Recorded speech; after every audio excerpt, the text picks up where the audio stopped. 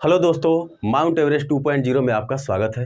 दोस्तों, आज का वीडियो हमारा क्लास 10th के उन भाइयों बहनों के लिए होगा जो मैथ में प्रश्नावली 12.1 का अध्ययन कर रहे होंगे। वैसे भी हमारे कोचिंग में माउंट एवरेस्ट में 12.1 चल रहा है, तो हम सोचे कि इसका बेसिक थोड़ा सा यूट्यूब पर डाल दिया जाए। तो देखिए, 12.1 के बेसिक में वृत्त संबंधित प्रश्नों को पढ़ना है और इस वृत्त संबंधित प्रश्नों में आज इसका बेसिक हम लोग करेंगे, उसके बाद इसका चैप्टर किया जाएगा। देखिए, सबसे पहले इसमें हम लोग समझेंगे कि वृत्त की परिधि क्या होगा, वृत्त का क्षेत्रफल क्या होगा, वृत्त की परिधि का फॉर्मूला आया कहाँ से, वृत्त के क्षेत्रफल का फॉर्मूला आया कहाँ से।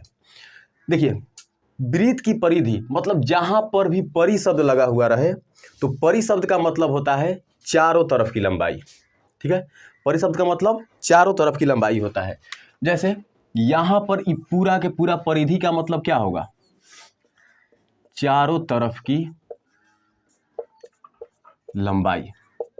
जैसे अगर हम कोई वृत्त ले लिए, वृत्त, और यहाँ से मतलब कि इसका एक पॉइंट ले लिए ए, अगर इस पॉइंट से हम पुनः यहाँ तक ए पॉइंट के ही पास चले जा रहे हैं, तो हमने मान लिया कि 17 मीटर की दूरी तय की। तो इसी 17 मीटर को यानी कि पॉइंट ए से फिर घूमकर पॉइंट ए के पास जा रहे हैं, तो जितना हम लोग दूरी तय किए हैं उसी को कहते हैं परिधि। ठीक है, इसी को परिधि कहते हैं। और बार बार मतलब कि ई वाला मीटर से दूरी मापना संभव नहीं था, इसलिए इसका एक फॉर्मूला दे दिया गया, और वह फॉर्मूला होता है, इसका सूत्र होता है 2 पाई आर। इसका फॉर्मूला क्या होगा, 2 पाई आर।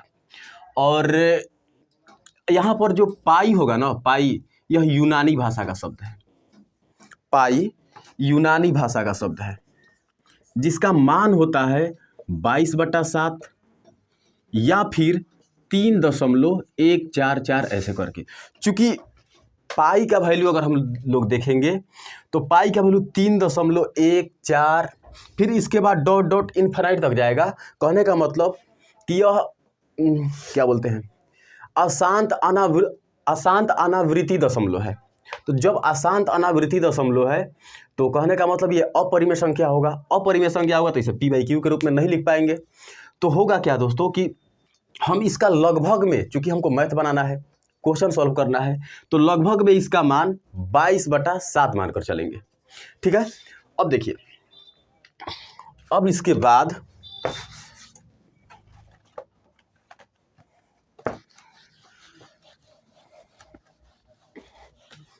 बाद थोड़ा सा क्षेत्रफल के बारे में समझ लिया जाए। तो क्षेत्रफल क्या होता है, किसी भी चीज़ का क्षेत्रफल अगर हम लोग निकालेंगे तो क्षेत्रफल का मतलब होगा कि उस पृष्ठ पर, किसी भी चीज़ का क्षेत्रफल का मतलब होगा कि उसके पृष्ठ पर कितना स्क्वायर, छोटा छोटा कितना स्क्वायर बन रहा है। देखिए, जैसे वृत्त का एक हम यहाँ पर वृत्त बना लिए। अब इसका मतलब होगा कि इस वृत्त के अंदर छोटा छोटा स्क्वायर कितना बन रहा है। तो अगर हम इसको टुकड़ा कर देंगे,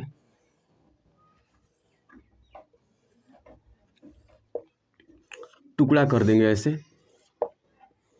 टुकड़ा कर देंगे, तो अब क्या करेंगे, इस पर हम मतलब कि वर्गों को गिनेंगे, कितना वर्ग है। तो 1 2 3 4 5 6 7 8 9 10 11 12, फिर इसको हम ले लिए 13 14 15 16 17 18 19, और इसके साथ में लेकर के 20, लगभग हम मान लिए कि लगभग 21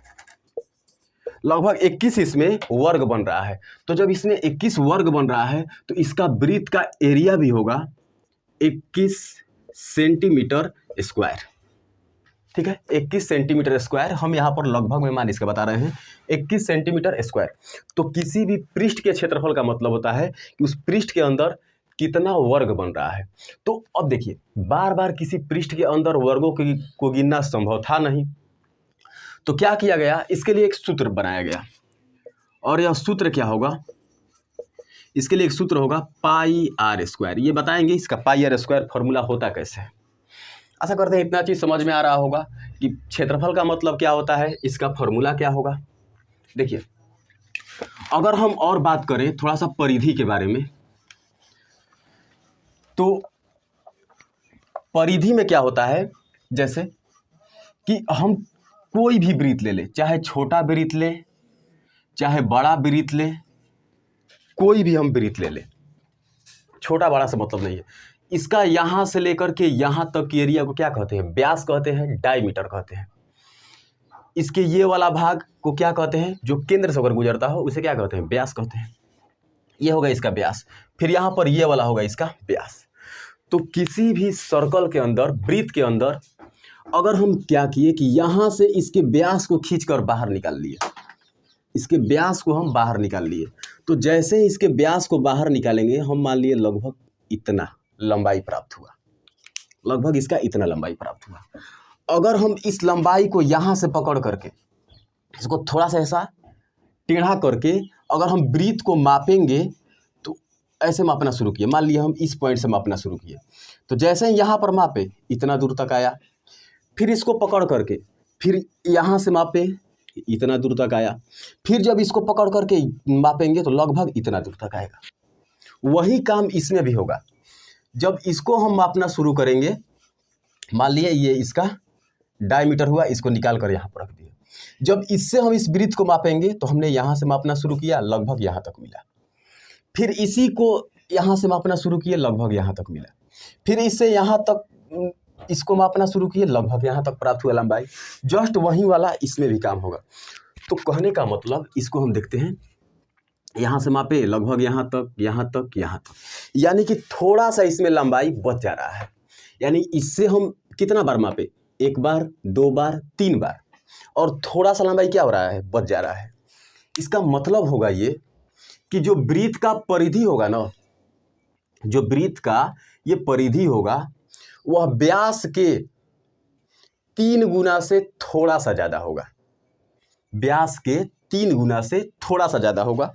इसको हम यहाँ पर एक्सप्लेन करते हैं।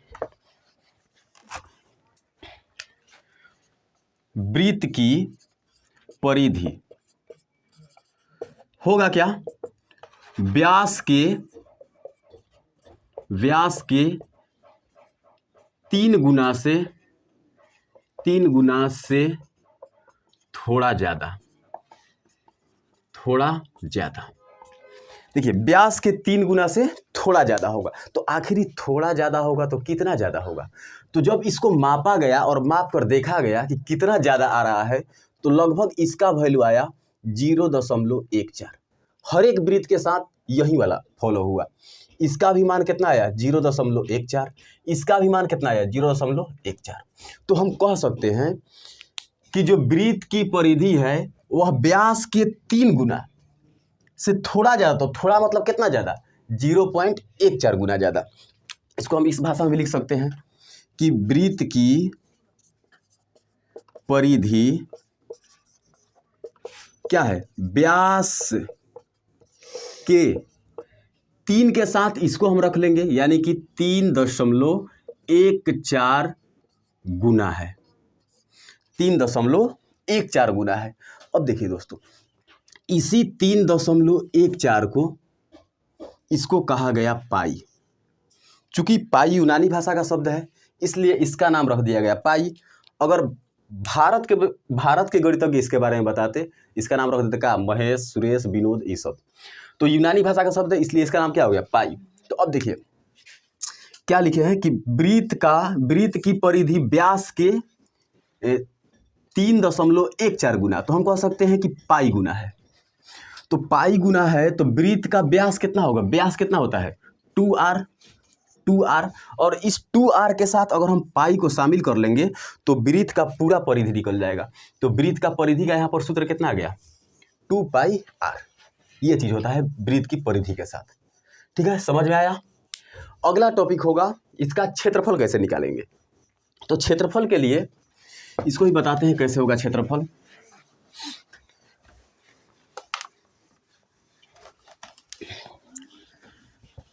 देखिए, वृत्त का क्षेत्रफल क्या होगा? क्षेत्रफल के बारे में तो अगर हम इसके क्षेत्रफल बताना चाहेंगे तो अगर एक हम वृत्त ले लिए और इस वृत्त को टुकड़ा करना शुरू कर दिए जितना संभव हो सके, जैसे यहाँ से एक टुकड़ा किए, यहाँ से एक टुकड़ा किए, जितना संभव हो सके टुकड़ा करना है। एक और यहाँ से टुकड़ा कर दिए, एक और यहाँ से टुकड़ा कर दिए, यहाँ से भी टुकड़ा कर दिए, मतलब जितना संभव हो सके उतना टुकड़ा कर लिए।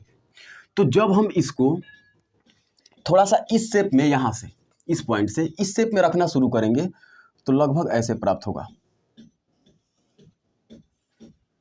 एक को सीधा रखे, एक को पलट कर रख दिए,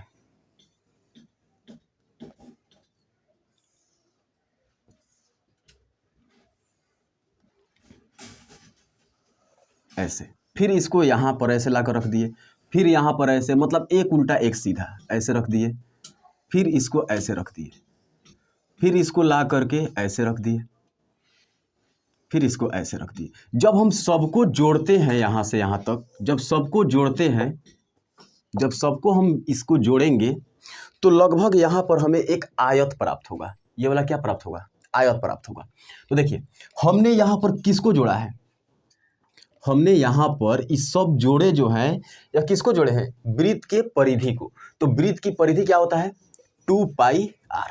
तो देखिए 2πr में कुछ भाग नीचे के तरफ है, कुछ भाग ऊपर के तरफ है, मतलब कि इसका आधा भाग नीचे वाला लंबाई, आधा भाग ऊपर वाला लंबाई। तो कह सकते हैं ये वाला लंबाई हो गया πr, ऊपर वाला भी πr, तो πr प्लस πr 2r। अब देखिए दोस्तों, यहाँ से लेकर के यहाँ तक ये वाला पॉइंट क्या है? इसका r है, त्रिज्या है, मतलब कि ये वाला पॉइंट इसका क्या है? त्रिज्या है, r है। तो अगर बात करते हैं क्षेत्रफल के बारे में, तो जो जो खंड यहाँ पर था वही खंड हम यहाँ पर लिए हैं, जो टुकड़ा यहाँ पर था वही टुकड़ा यहाँ पर लिए हैं।